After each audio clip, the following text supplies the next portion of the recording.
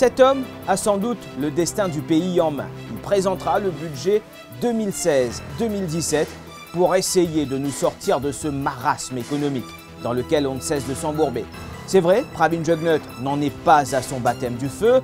Le fils du Premier ministre s'est déjà prêté à l'exercice du budget en 2004, 2005 et 2011. Mais cette fois, comme jamais auparavant, les enjeux sont incroyablement critiques. Et il ne peut s'en prendre qu'à lui-même, ou si vous voulez, à l'Alliance Les Peuples, dont il fait partie. Alliance dirigée par son père. Ils nous ont promis monts et merveilles, croissance, emploi, investissement, gros salaires, relance de la consommation, infrastructure, efficacité des services publics et bien-être. Mais tous ces indicateurs sont au rouge. À ce rythme-là, il n'y aura pas de miracle.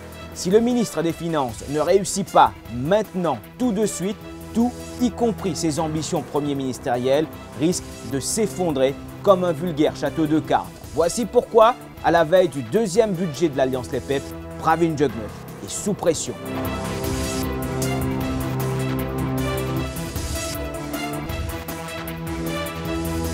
Il y a d'abord la question du chômage. Vishnu Lakshminarayalu avait promis le plein emploi. Sunneru Jugnauth, dans sa vision économique Maurice 2030, a lui promis de créer 100 000 emplois en 4 ans, donc 25 000 tous les ans. Mais on est très loin du compte. Dans le meilleur scénario, seuls 2200 emplois seront créés en 2016.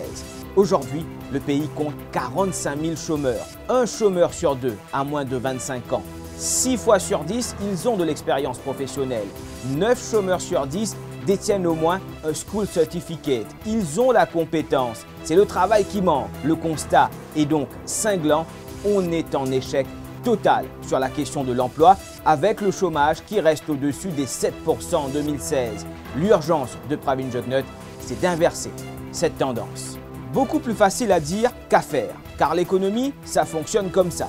Tout commence par l'investissement privé dans les projets rentables dont la profitabilité est taxée. Ces projets génèrent de l'emploi. L'emploi génère la consommation est taxée et l'État engrange une deuxième fois des revenus.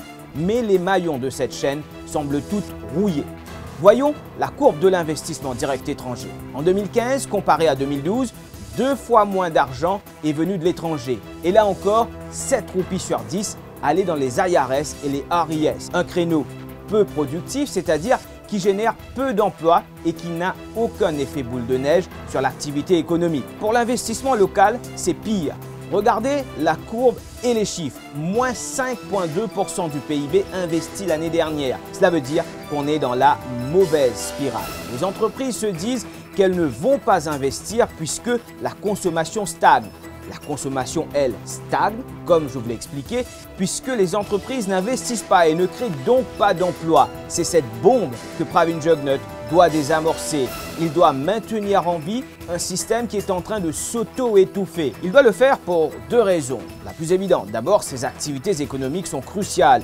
L'État les taxe pour générer ses revenus et les finances du gouvernement sont catastrophiques. Par exemple, la dette est à 65% du PIB, ce qui est inacceptable. La deuxième raison, c'est que l'Alliance Les Peuples avait prétendu avoir toutes les solutions aux problèmes économiques. Celui qui se croit héritier du trône premier ministériel le sait pertinemment bien.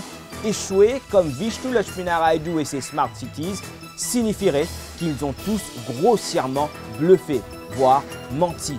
Un futur Premier ministre ne peut pas se permettre une telle casserole.